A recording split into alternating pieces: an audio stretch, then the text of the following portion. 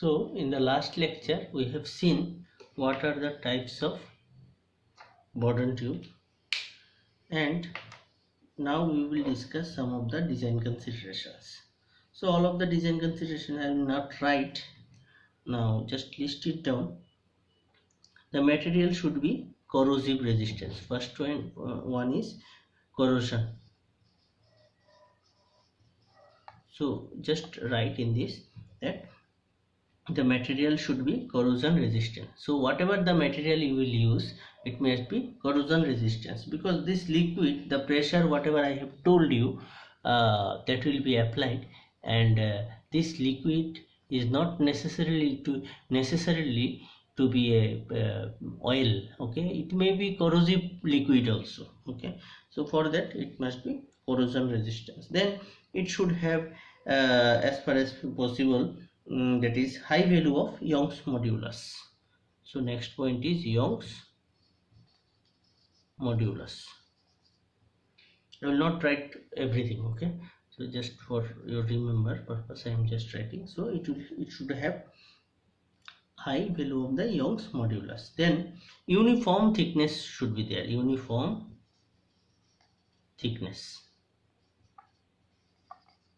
So my handwriting is not good, so uniform thickness must be there. Then next is it should be tempered to withstand high forces. So the material must be tempered. Okay, it is a mechanical term. Okay, it must be tempered. Temper proofing must be there. Tempered to withstand high forces. So if high forces are applied, high forces, then must not temper. Okay, for that must be it should be tempered to withstand the high forces. Next, it should have uniform cross section. That already I have told, it should have uniform cross section. Then the cross section. Okay,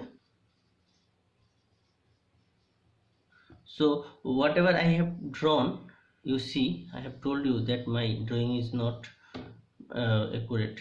That is, here the cross section and here the cross section is not similar in my drawing, but in actual case it must be, the cross section must be similar. Anywhere if you cut it, the cross sectional area must match. Okay, then for linearity, angle of C should be about 270 degree. It is a empirical rule that the if the angle of C is maintained at 270 degree, then it is observed that its linearity is normally maintained. Okay, now if I draw the C-type Bourdon tube, if this is the C and with application of pressure, if this is the position, then I will consider that this is delta A. Okay, this is the deflection, and if I draw the cross section, it will be like this. It must be uniform. Here this will be capital A, this is thickness, and this is B. I am just considering this breadth is B and this length is A. This cross section I have drawn here. Now this delta A will be given K AP by E integration function of A, B, T and R, or you can say whatever it is, integration or not, you just write it, the function of AB, T and R. Now this R is the radius, say this is the small r. Okay, now you see this delta A, everything I will not write here. I'm just telling delta A, an angle of deflection of element tip in degree. Okay, K equal to empirical constant. This K equal to empirical constant. Again, it is a empirical formula. Again, I have told you. Small a is the total angle subtended by Bourdon element. Okay, the total angle, small a, this one, this AP. Then the P is the differential pressure between inside and outside of the Bourdon tube. Now I am telling this is a P. Now this P is the actually difference of the outside pressure and inside pressure. Okay, or differential pressure you can say. E is the modulus of elasticity. Everybody knows this. Then A and B. This A and B are the cross-sectional length and breadth of the tube. This length is not this length. If I cross-section this tube, then its length is A and this is B. In some empirical formula, this A will be equal to B. There will be different formula if it is a circular one. But I am writing it for a rectangular shape. Okay, cross section is rectangular. T is the thickness of the tube, as I have mentioned here, and R is the radius of curved tuning. Small r is the radius of curved tubing. Okay, and another formula, empirical formula, is given by, means here we will put some values of that. Different manufacturer will provide different 0.05 AP divided by E R by T divided by to the power 0.2 A by B to the power 0.33 A by small t to the power 3. This is another empirical formula. Okay, don't just confuse. Here I have written a function of this, and here this function has been provided how it is related. Okay, there you see A, B, T and R will be there. A, B, T and this R is there in the function, and this is AP divided by E, and this K value is 0.5. This is for example. Maybe these specifications will be provided by the manufacturer. Here it is a generalized form. Any kind of function will comes under this. This is the general form, and this is a for example one presentation.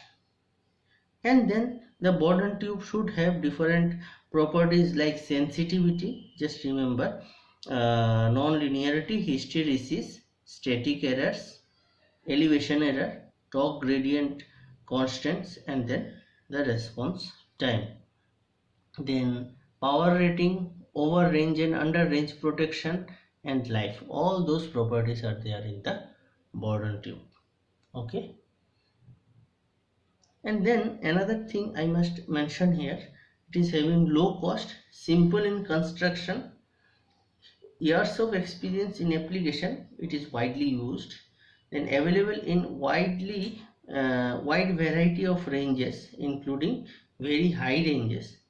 As I have told you that these elastic members may be used for 700 megapascal also.